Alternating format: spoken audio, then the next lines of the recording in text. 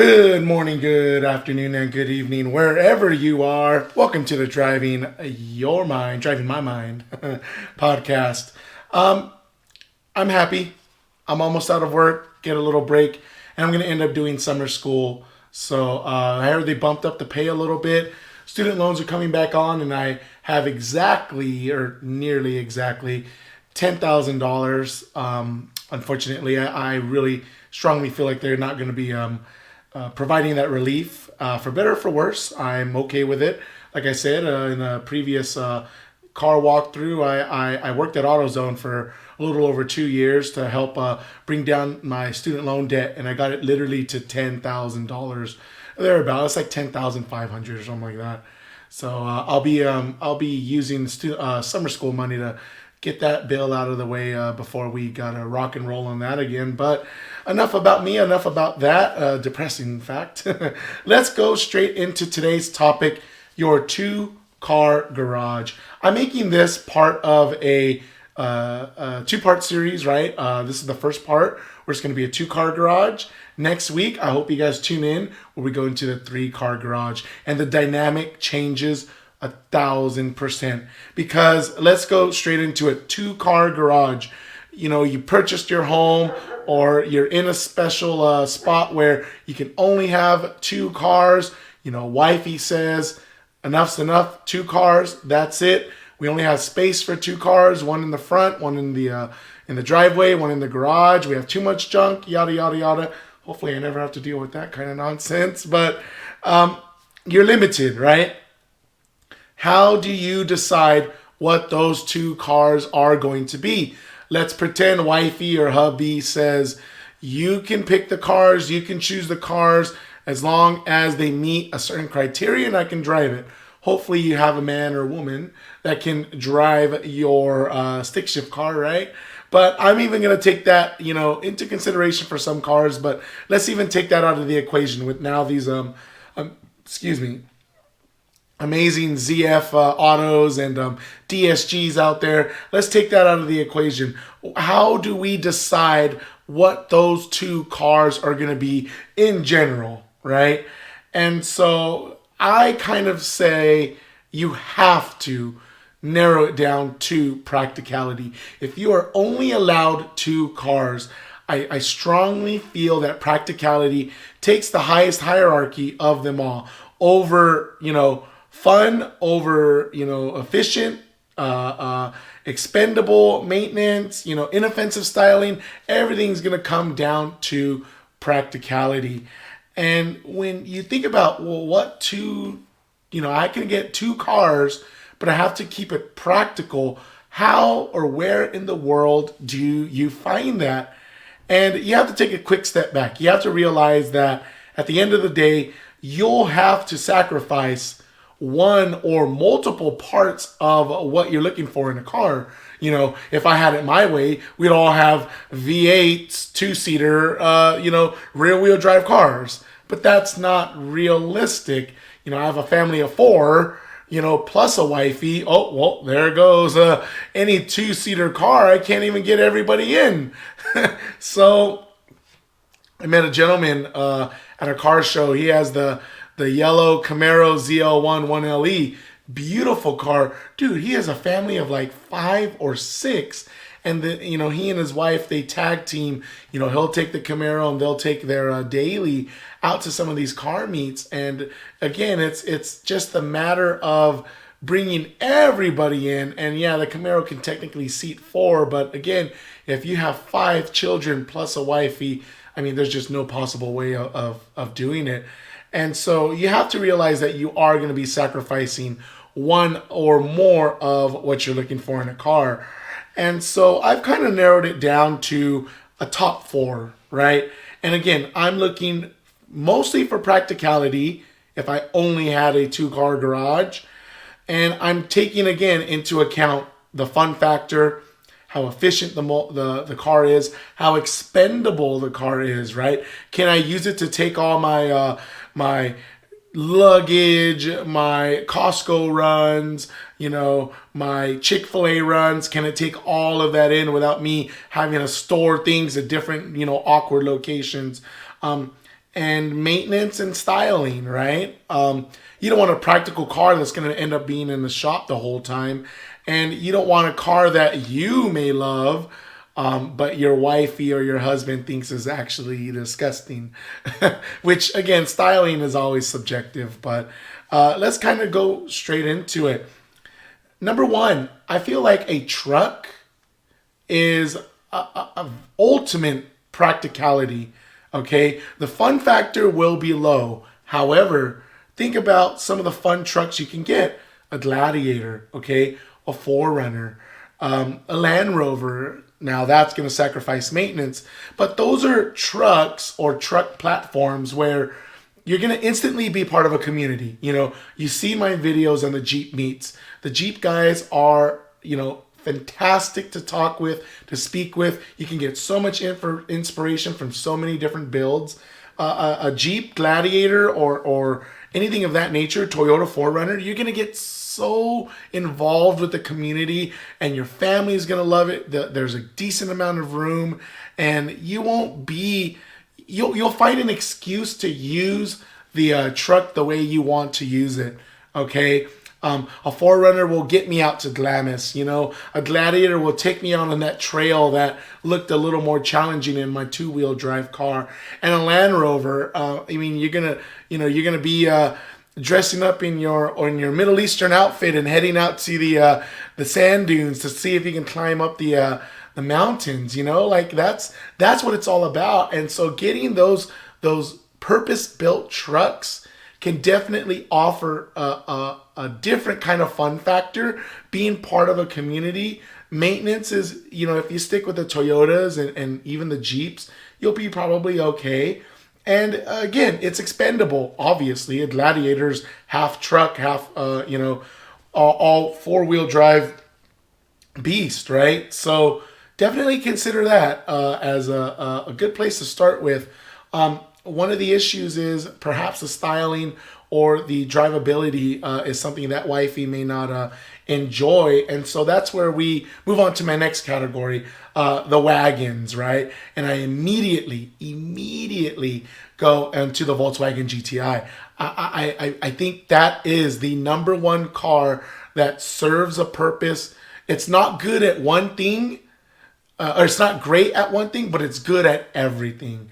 Right? The GTI, even the new one, the Mark 8, 240 horsepower, 270 torque, the most aerodynamic, the most connected. You can put pedal to the metal, flat on the floor. Understeer is practically non-existent. You got a limited slip. You got awesome colors. You got a great interior, adjustable suspension. The GTI does so many things good. And the styling is inoffensive. It's a car you can get in manual or DSG, which are both good options. I can't say enough about the GTI and the wagon, other than perhaps you could, outgrow it relatively quickly. I know that the hatch space isn't as big as, let's say, a Honda Civic, but I think overall that the GTI wagon hits so many marks. And just listening to some of the car reviews out there, specifically Everyday Driver on YouTube, and even a couple of Road and Track articles, they just say that it drives almost like a step above its class. And I strongly believe it. And even me as a Honda fanboy am considering, if I had to get a certain daily, you guys know how much I want a Civic Si, I would almost want to try a GTI just to see if it's really that good. I know it's more expensive. Okay, you're going to be dropping a pretty penny for it.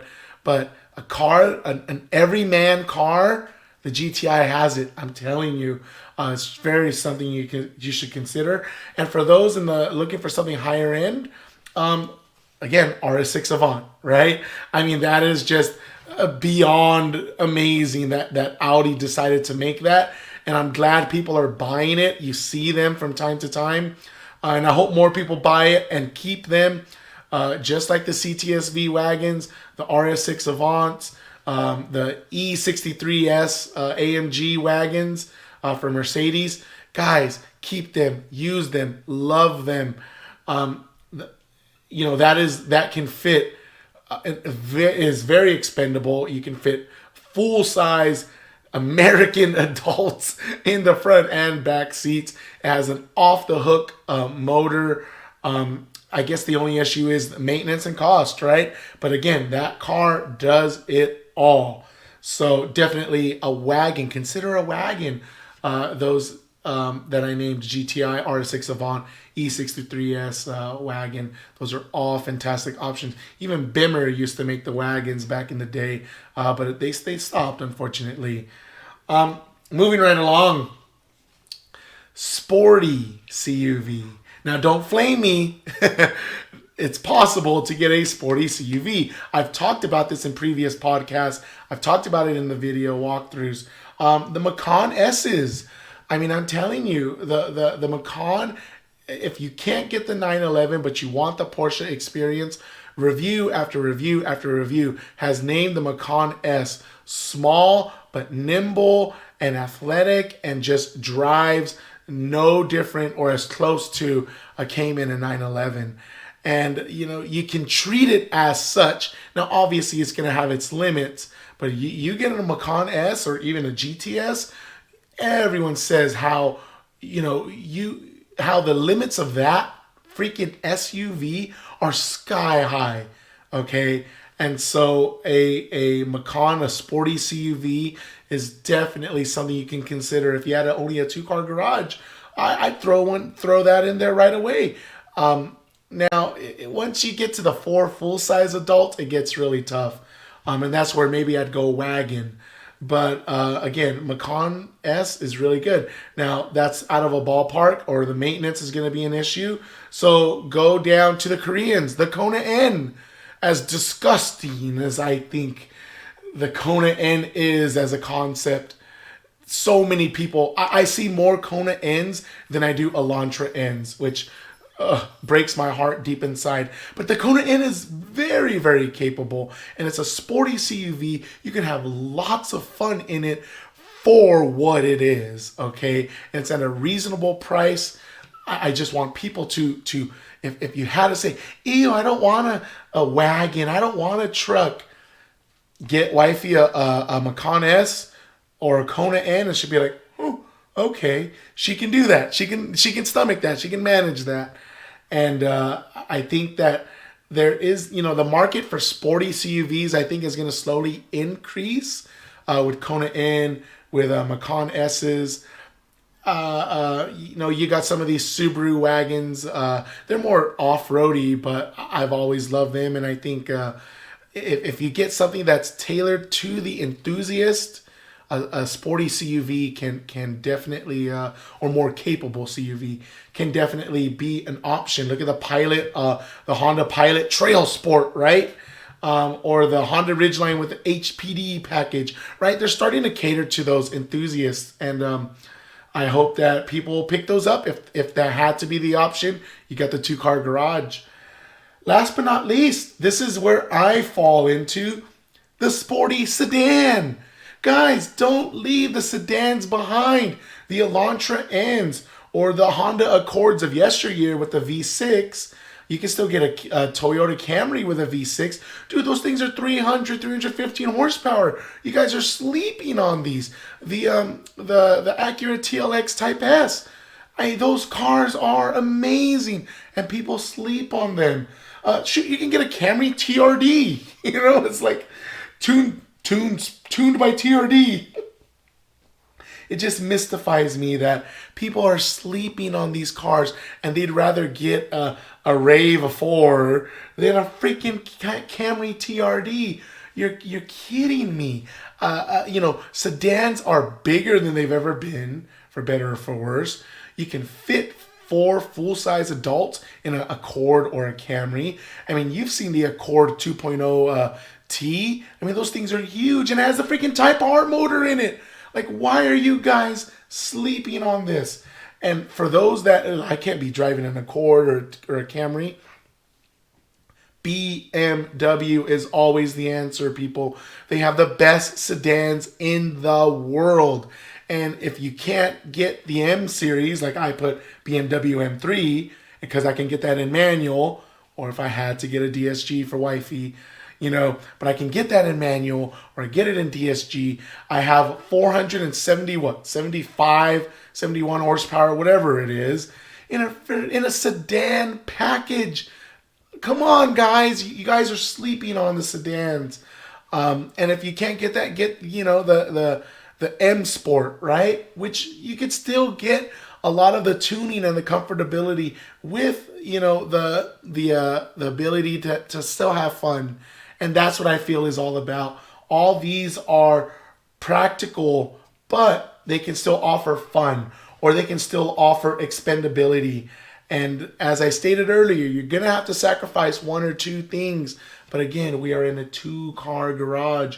A lot of these new homes only have 2-car garages. And the garages are small and they suck to begin with. If you're fortunate or blessed enough to get an older home with a bigger garage, or perhaps you live in an area with some land and you can build your own garage, great. Fill it up with whatever the heck you want. I'm talking about the people in the townhomes or in these new developments that are just limited by what they can get. And a lot of times it's 2-car garage. So practicality is going to be what you what you aim for. But how else can you add to that practicality? Whether it's fun, whether it's community, whether it's expendability, whether it's high efficiency or low maintenance, what can you do? So I hope you guys enjoyed this. Next week, please tune in for the second part where we talk about the third car. We talk about that one car. Okay, honey, you and I, we got the cars in the driveway. What's going to be your baby inside the garage? Ooh, I can't wait for that, because you can fill it with, the world. You can fill it up with a Koenigsegg, or you can fill it up with a Chevelle, right? The sky's the limit, and I'll talk to you about those options. Thank you guys so much for listening. Stay positive. Keep driving your mind, and we'll catch you guys in the next one.